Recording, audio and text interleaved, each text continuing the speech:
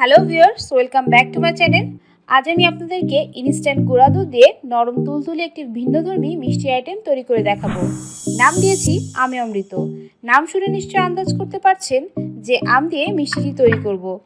এই রেসিপিতে আমি সকল প্রকার টিপস শেয়ার করব, যাতে আমার মতন আপনারাও এই আমে অমৃত মিষ্টি রেসিপিটি খুব সহজে বাসায় তৈরি করতে পারেন। তবে এর জন্য আপনাকে রেসিপিটি শেষ পর্যন্ত দেখতে হবে। তাহলে চলুন দেখে আসি আজকের এই মজার রেসিপিটি।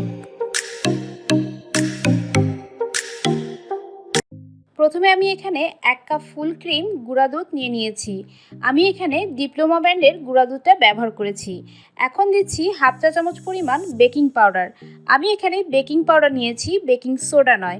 এবার বেকিং পাউডার ও গুঁড়া দুধ একসাথে ভালোভাবে মিশিয়ে নিচ্ছি।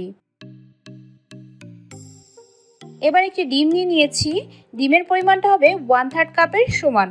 এখন দিয়ে দিচ্ছি 1 চা চামচ পরিমাণ চিনি ও 1 টেবিল চামচ পরিমাণ ঘি। এবার সব কিছুকে ভালোভাবে একসাথে মিশিয়ে নিব।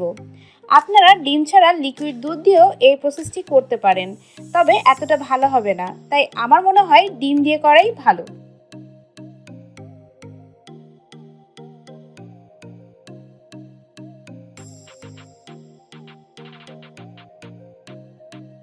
এখন একটু আগে যে ডিমের মিশ্রণটি তৈরি করেছি সেটি দিয়ে দিচ্ছি হাফ চা চামচ পরিমাণ ম্যাঙ্গো এসেন্স। এবার গুঁড়া দুধের সাথে ভালোভাবে মিশিয়ে নিচ্ছি। ভালোভাবে মেশানো হয়ে গেলে এর মধ্যে দিয়ে দিব 1/4 চা চামচ পরিমাণ অরেঞ্জ ফুড কালার। ফুড কালারটা অল্প অল্প করে মেশাতে হবে। শুধুমাত্র পাকা আমের রংটা আনার জন্য ফুড কালার ব্যবহার করেছি। এবার সব কিছু ভালোভাবে মিশিয়ে নিতে হবে। দেখুন, মিশ্রণটি ঠিক এই রকম আঠালো হবে। মিশ্রণটি শক্ত হলে কিন্তু ঠিক মতন মিষ্টি তৈরি হবে না। দেখুন, কালারটা ঠিক এই রকম হবে। এবার এই মিশ্রণটি এই রকমভাবে খোলা রেখে দিব 15 মিনিটের জন্য। চলে এলাম 15 মিনিট পর। এবার 2 হাতে ঘি মাখিয়ে নিয়ে দুধের মিশ্রণটি আমের শেপ দিয়ে নিব। এই প্রসেসটি আপনাদেরকে দেখেই বুঝে নিতে হবে ঠিক কিভাবে আমি আমের শেপ দিচ্ছি।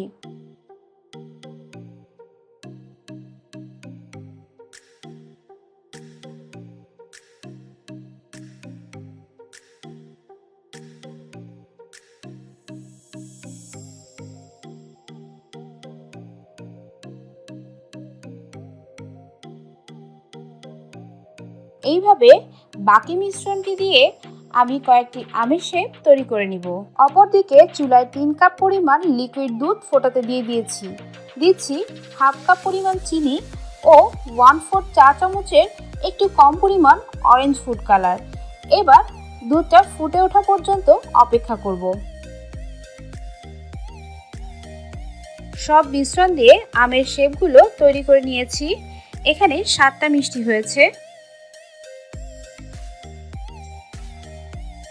দুধটাও ফুটে উঠেছে। এখন এক এক করে মিষ্টিগুলো দুধের মধ্যে দিয়ে দিচ্ছি। চুলার আঁচটা মিডিয়াম রেখে ঢাকা দিয়ে অপেক্ষা করব 7 মিনিট।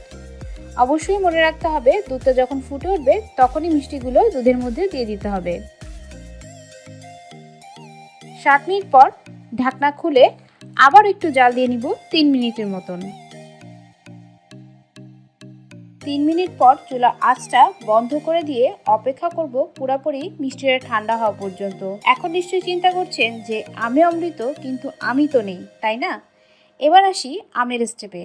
আমটাকে ছোট ছোট টুকরো করে কেটে নিচ্ছি। কাটতে কাটতে কিছু টিপস শেয়ার করি। আমরা যদি আগেই দুধের সাথে আমের মিশ্রণটা মিশিয়ে নিতাম, তাহলে দুধ জাল দেবার সময় দুধটা ফেটে যাওয়ার একটা সম্ভাবনা থাকে। আবার যদি গুঁড়া দুধের মিশ্রণের সাথে মিশিয়ে দিতাম, তাহলেও মিষ্টিটি পারফেক্টভাবে হতো না। তাই আমি আগেই ফুড কালার ও ম্যাঙ্গো এসেন্স ব্যবহার করেছি। এবার একটি ব্লেন্ডারের জগে কাটা আম ও কিছুটা লিকুইড দুধ দিয়ে দিচ্ছি আমের পাল্প তৈরির জন্য। ব্লেন্ড করা হয়ে গিয়েছে। এবার এই মিশ্রণটি আগে থেকে তৈরি করা আমের মিষ্টি ঠান্ডা মিশ্রণের সাথে মিশিয়ে নিয়ে চলে যাব পরিবেশনে। পরিবেশন করতে করতে আবার কিছু কথা শেয়ার করি। লিকুইড গরুর দুধের বিষয়টা আপনাদেরকে ডিটেইলে বলে দিচ্ছি। যদি মিষ্টি তৈরির সময় আপনারা বাজারের খোলা লিকুইড দুধটা ব্যবহার করে থাকেন, সেক্ষেত্রে কোনো প্রকারের পানি মেশানোর প্রয়োজন নেই, কারণ এই লিকুইড দুধটা অনেকটা পাতলা থাকে। তবে যদি প্যাকেটের ঘন লিকুইড দুধ নিয়ে থাকেন, তবে 2 কাপ দুধের সাথে 1 কাপ পরিমাণ পানি মেশাতে হবে এবং দুধের মধ্যে অবশ্যই ফুড কালার মেশাতে হবে, না হলে আমের যে মিষ্টিগুলো এগুলোর রং ফ্যাকাশে আসবে। আমি অমৃত মিষ্টিটি কাজু বাদাম ও চেরি দিয়ে ডেকোরেশন করেছি। দেখুন দেখতে কতটা সুন্দর হয়েছে, একদম পাকা আমের মতন, তাই না? খেতেও কিন্তু খুবই মজার হয়েছে। আশা করি আমার রেসিপিটি ফলো করে বাসায় তৈরি করবেন আমি অমৃত। রেসিপিটি সম্পর্কে কিছু জানার থাকলে অবশ্যই কমেন্ট করে জানাবেন, চেষ্টা করব উত্তর দেওয়ার। আজ এই পর্যন্ত, আল্লাহ হাফেজ।